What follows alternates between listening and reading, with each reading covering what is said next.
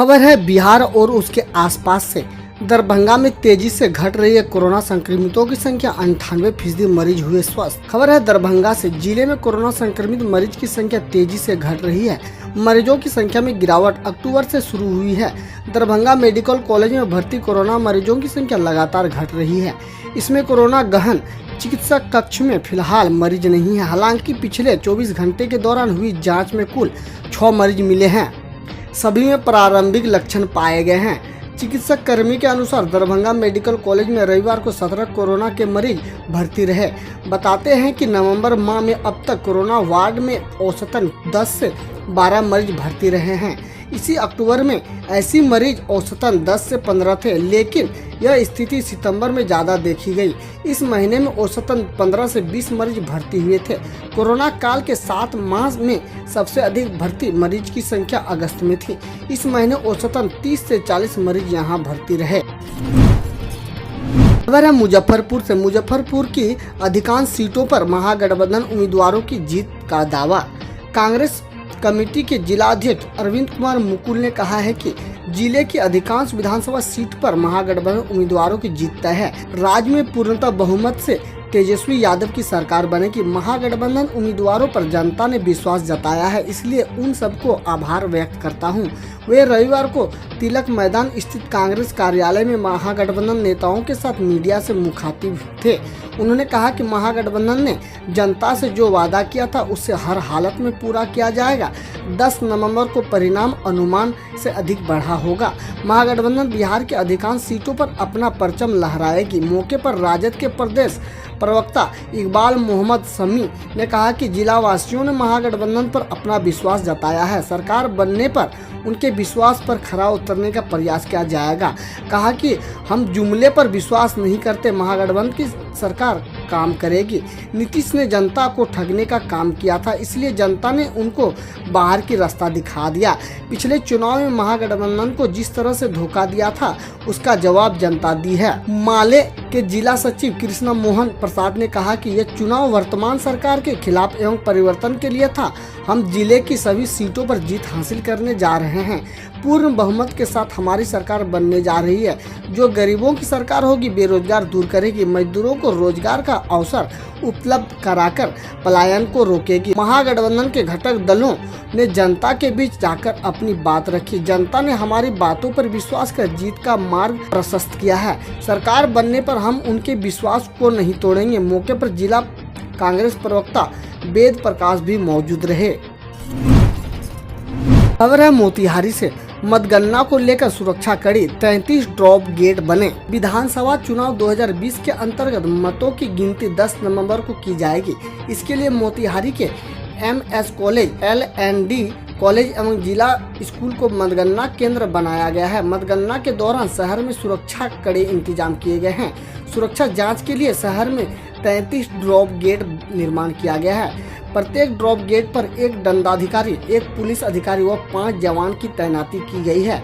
शहर के Karpoori Thakur college, MS college, railway crossing, Banjariya, panchayat भवन, नगर थाना, मुफसिल थाना, त्रिभुवन जांच घर के पास, नासिक बाबा मंदिर के पास, छतौनी, मनरेगा पार्क सहित कई जगहों पर ड्रॉप गेट का निर्माण किया जा रहा है। सुरक्षा व्यवस्था को लेकर SP ने दिशा निर्देश काम किए जा रहे हैं। इधर वज्रगिरी के पास मुख्य द्वार पर वीडियोग्राफी की व्यवस्था भी की गई है। वाहनों की लगातार जांच की जा रही है। मतगणना केंद्र के आसपास धारा 144 लागू कर दिया गया है। मतगणना केंद्र के पास प्राथमिक उपचार, संचार व्यवस्था अलावा अग्निशमन दस्ते को भी सक्रिय किया गया है। यहाँ बता दें कि LND कॉलेज स्थित मतगणना केंद्र में केसरिया, कल्याणपुर व पिपरा विधानसभा क्षेत्र के मतों की गिनती होगी, जबकि जिला स्कूल में केरिया व ढाका विधानसभा क्षेत्र तथा MS कॉलेज में रक्सोल, सुगोली, नरकटिया, हरसिद्धि, गोविंदगंज, मोतिहारी व मधुबन विधानसभा क्षेत्र के लिए मतगणना केंद्र बनाया गया है। प्रत्येक मतगणना केंद्र के पास अर्धसैनिक बल की तैनाती की गई है। बिहार पुलिस के जवान भी सक्रिय रहेंगे। शहर में लगातार गश्त की जा रही है। खबर है पश्चिम चंपारण से। पश्चिम चंपारण में अज्ञात बीमार से जा रही है पशुओं की जान। पशुपालक परेशान, विभाग बेपरवाह। प्रखंड क्षेत्र के विभिन्न गांवों में अज्ञात बीमारी के कारण पशुओं की हो रही है मौत से पशुपालक चिंतित हैं। एक एक कर मवेशियों की मौत से जहां प्रखंड क्षेत्र के पशुपालक घबराए हैं, वहीं ठहरा पशु स्वास्थ्य केंद्र पर ताला लटका मिला रहा है। प्रखंड में पशु चिकित्सालय के नाम पर लाखों की लागत से भवन तो बन गया है, पर पशुओं की स्वास्थ्य के नाम पर कुछ नहीं है। यहां तक कि उक्त स्वास्थ्य केंद्र पर पशु चिकित्सक भी तैनात नहीं रहते हैं। अस्पताल की देखरेख एक डाटा ऑपरेटर के जिम्मे है, जहां प्रत्येक वर्ष पशुओं को टीकाकरण के नाम पर केवल औपचारिकता पूरी की जाती है। ग्रामीणों का कहना है कि अगर स्वास्थ्य केंद्र थोड़ी भी तत्पर हो जाए तो हम लोगों की परेशानी ऐसे ही दूर हो जाएगी। पशुओं की तबीयत खराब होने पर इधर उधर भागदौड़ करना पड़ रहा है। ग्रामीणों ने बताया कि भेड़ियाहारी टोला निवासी राधापाल की बछिया 3 दिन पहले बीमार पड़ी। कुछ ही देर बाद उसकी मौत हो गई। इसी गाँव के बलिराम की दुधारू गाय 15 दिनों तक बीमार रही। झोला छाप से इलाज कराया, तकरीबन 8,000 रुपये खर्च हुए, लेकिन जान नहीं बच पाई।